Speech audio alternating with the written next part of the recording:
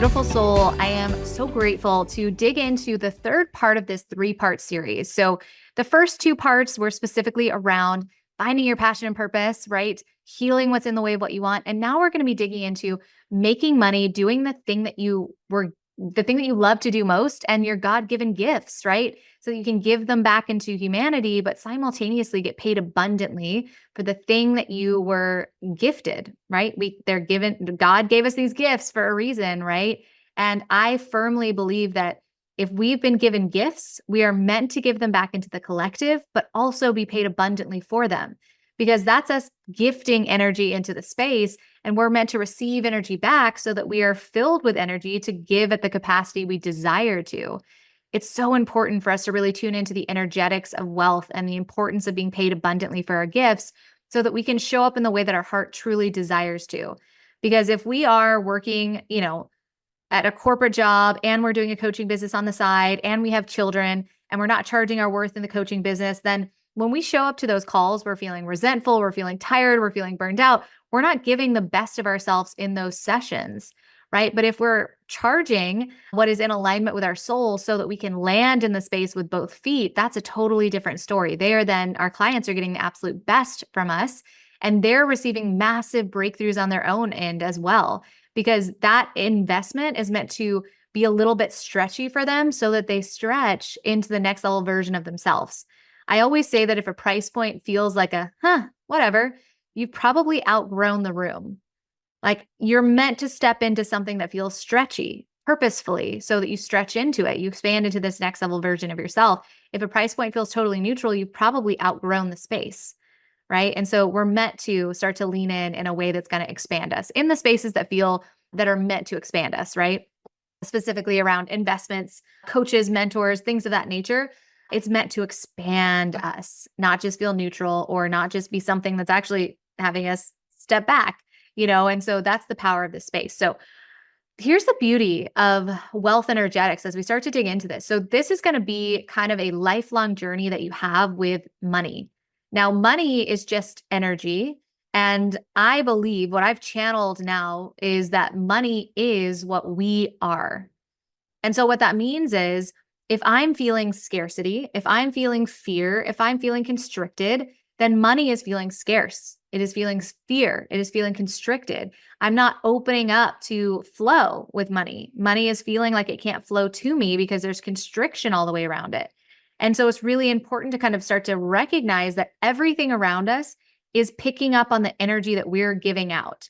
And so does money. Money is an entity. And so essentially what we're doing is we are projecting our energy at something or someone. They're picking up that energy and they're starting to take it in as their own, right? That's how it works with money. So it's so important for us to recognize, what is my relationship like with money? Because money essentially is just dirty paper and numbers on a screen. But we're the ones that are giving stories, energy to the entity of money. And if you think back in the day, that was more about, it was cocoa beans, right? Or we were trading furs for animals, different things, right? And so if you think about cocoa beans, how funny is it to think about people being like really supercharged about cocoa beans, right? Like, those are my cocoa beans, don't touch those, and now we walk by cocoa beans in a grocery store and we're like next aisle, whatever, but it's so interesting because we're projecting energy at cocoa beans or money or furs or animals or the things that we were trading, right? So it's really important for us to start to recognize, what's the energy that I'm projecting at money? So my experience of money for a really long time was scarcity. Like, I remember growing up in a house where every single week we would have an envelope, and inside of that envelope was a certain amount of money that had to cover everything for the week for me and my two sisters and my mom and dad. And so it was just kind of like whatever it was, maybe $200, and it had to cover groceries, it had to cover a babysitter, it had to cover after school activities, it had to cover bills, it had to cover all of this stuff. And I remember it feeling really daunting. Like, there was never really enough. And we kind of had to choose between necessities sometimes. And that felt really heavy. And it had me start to take on that belief system within the cells of my body that money is finite, that there's only a certain amount, that you have to choose between things, that it's not going to always be there for you. So I found that to feel really constricting. And so my relationship with money felt very, very much so constricting and fear-based. And so that was what I was carrying in the cells of my body. Now, what you carry in the cells of your body is going to be different. Essentially, we are just made up of coding, right? Like we come out of the womb and we've got all these divine codes and we know the truth, and all of this is like in alignment with us. And then all of a sudden we start picking up other coding from people around us. And it's almost like these little viruses that we're picking up. It's like, and all of a sudden our operating system has a little virus here and a little virus here, and things start to get out of alignment and confused. Right. And ultimately, what we need to do is start to cleanse and clear the old stories so we can get back into that divine alignment to our natural God-given truth, right? Within our body, mind, and spirit. So it was always such an interesting experience that I had with money, because I remember, when I got my first credit card, and it was like meant for emergencies only, right? My dad was giving me this credit card. He's like, emergencies only. Okay.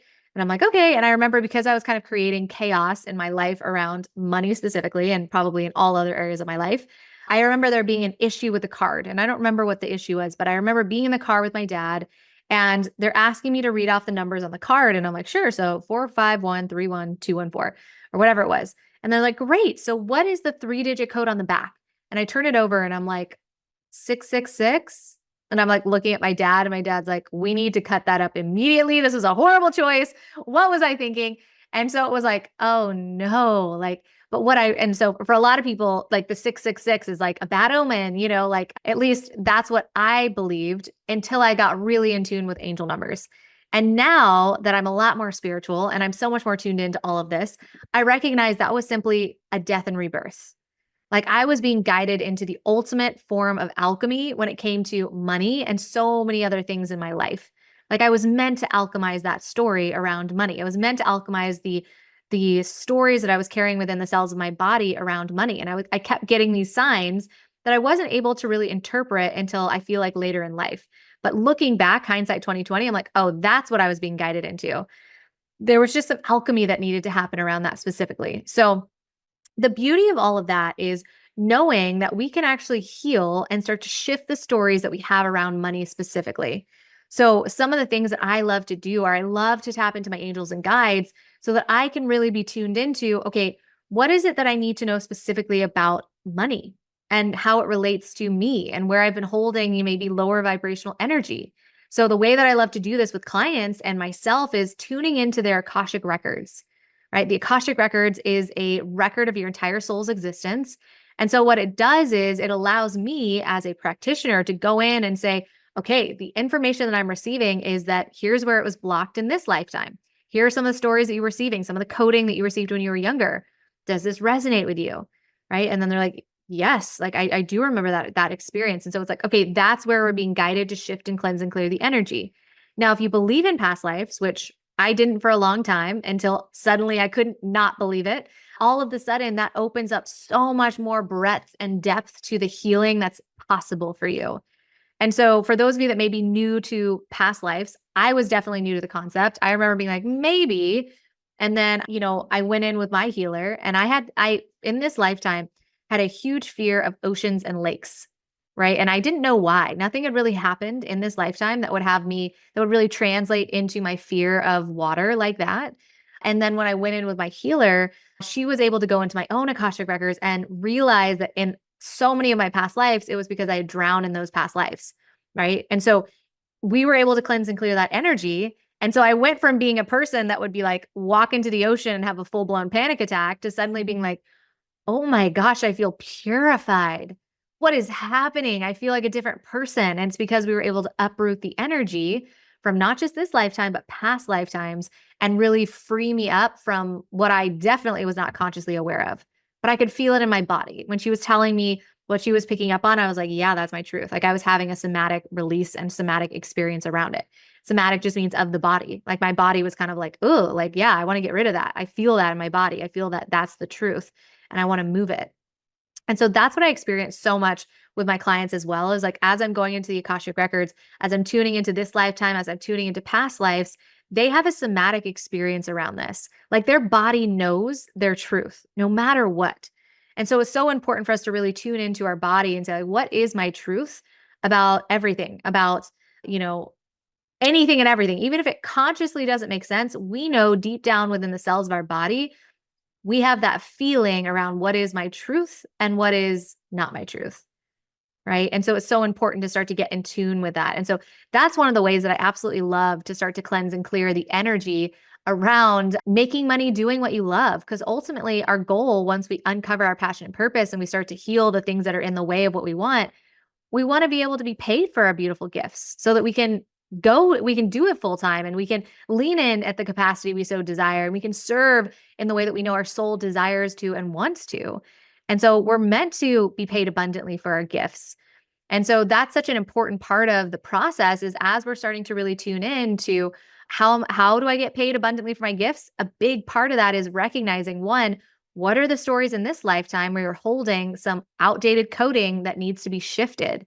And two, where are past lives where I'm holding that coding that needs to be shifted as well? That is the freedom. And so it's not just about knowing where it lives, it's also about then bringing in healing modalities to move the energy around it. Right? So it's not just about like, hey, guess what? In a past life, you were broke. Bye. It's not just about that. It's like, okay, let's go into that past life. What is the wisdom here? What are you still holding within the cells of your body now? Because we brought it as a soul from this space to this space. And what is it that we desire to cleanse and clear out? And so the way that that's done is different every single session. That's what I love about my sessions is that every single time I am guided into the space, my angels and guides give me sometimes brand new exercises that I didn't even know existed to move the energy in the space. It could be Reiki, it could be somatic breath work, it could be a brand new exercise, like I was just mentioning, that I didn't even know existed until I'm channeling it through me. And then all of a sudden, massive freedom on the other side for them. And that's the beauty of being able to channel and kind of open up and start to, be a practitioner of a movement of energy is everything is just energy. So we need to be intentional about how we're directing it in our life, right? So it's so, so, so important. And I think another really big part of making money doing what you love is to build your business in alignment with your soul. And so what that means is I think so often we'll tune into mentors and say like, well, they built it and make 7 or 8 figures doing it or 6 figures doing it. So I'm just going to copy and paste what they do. And I did that. I did that myself a lot when I was first starting out. Like I ended up hiring a business coach. She basically was like, copy and paste this business strategy. It works. And for her, it was making her multiple 6 figures at the time. So I copied and pasted it. And I swear I made like $300 in 6 months doing the exact same strategy. And that $300 literally came from my mother. And I was like, what am I doing wrong? Like I was blaming myself. I made myself wrong. And what I didn't recognize and what I didn't realize was it's because it doesn't mean the strategy was right or wrong. It doesn't mean I was right or wrong. It just simply wasn't my strategy. And the way that I really channeled this and kind of started to really tune into this was, it's like hiring a business coach that is a night owl and they say, hey, to make 6 figures, you have to take all of your calls at night. This is how you do it. At 9 p.m. on, you're going to take your calls from 9 to 9:30 and then 9:30 to 10 and then 10 and all the way up to midnight. And then you'll wake up at 11 a.m. the next day and you'll do it all again. And you, let's say, are a morning person. So you're like, okay, that's a way that they're making 6 figures. So I guess I'll do that. So I'll just take all my calls at night. And you're like, why am I so tired? Why do I not want to serve? Why do I not want to show up? Why am I feeling resentment?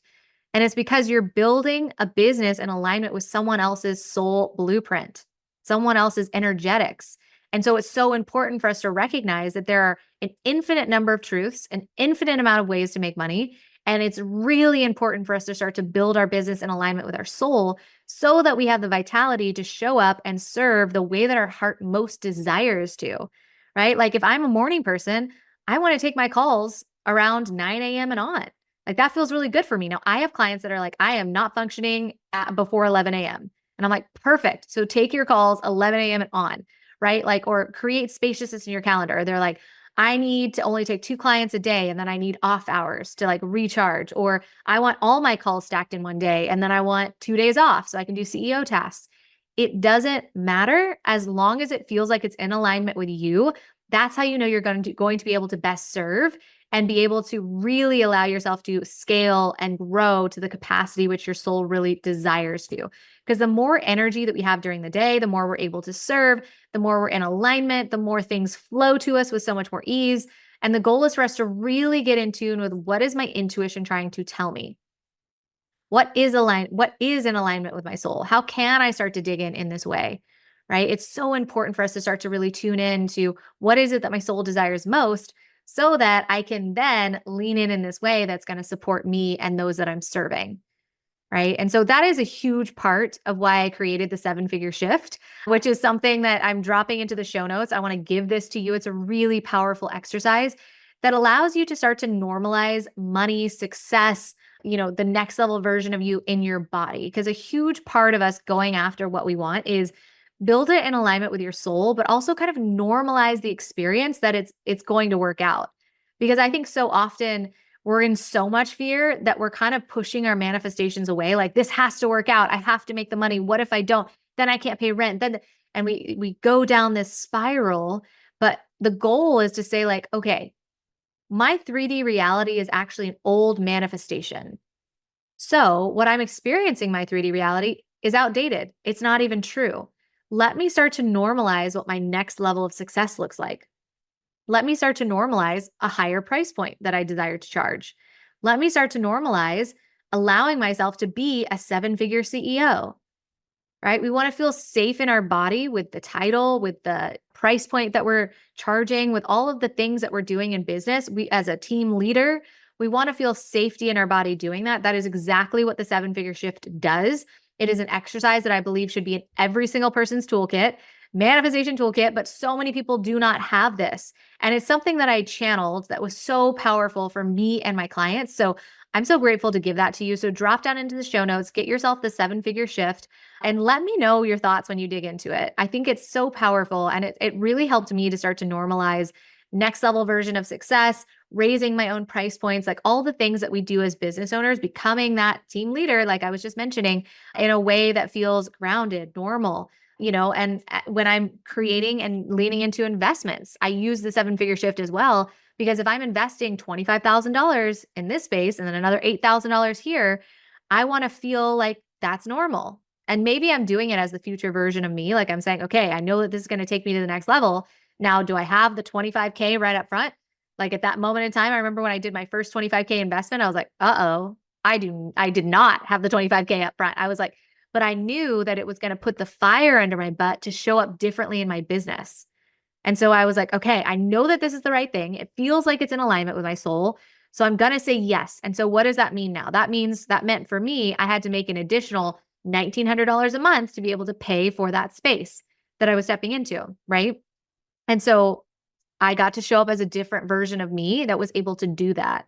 And it was really powerful and very much so empowering, but I had to normalize the investment in my body, and I had to normalize the experience of being the version of me that invests 25K and beyond in my business, right? Instead of being stuck in fight, flight, or freeze, I wanted to say that's normal for me. That version of me, it makes sense. Of course, she's investing 25K in the space. Like, this is the thing that's going to help her step to the next level version of her. She wouldn't even question it. How do I bring that safety into my body? Through the 7-figure shift. So I'm so grateful to give this to you guys in the space. It's such a powerful exercise, and I can't wait for you to tune into it and lean into it and allow it to expand you, your business success. I mean, you can use it to manifest in your soulmate. You can use it to manifest in anything your heart and soul desires. It's called the 7-figure shift because ChatGPT came up with a cute name for it. But ultimately, at the end of the day, this is just a tool that allows you to normalize your next level version of the life that you desire in your body. And it's so powerful. So that's a huge part of it. We want to neutralize some of those big fear-based emotions so that it feels good going after it. So it feels good investing, so that it feels good being loved this much by a partner, right? So I'm so grateful to gift that into the space. I hope that today you received something really beautiful and tangible from the space. If you did, please give us that 5-star review. I'm telling you, it really supports in other people finding the podcast and allowing them to step into their most soul-aligned version of themselves, their most spiritually connected version of themselves. And when I think about spirituality, I truly just think it's honoring the spirit within our body. Like, I truly believe that that's what it is. And we all have a spirit within our body, and we're meant to honor her, honor him, right? And so it's so important for us to really get in tune with what does the spirit within me desire?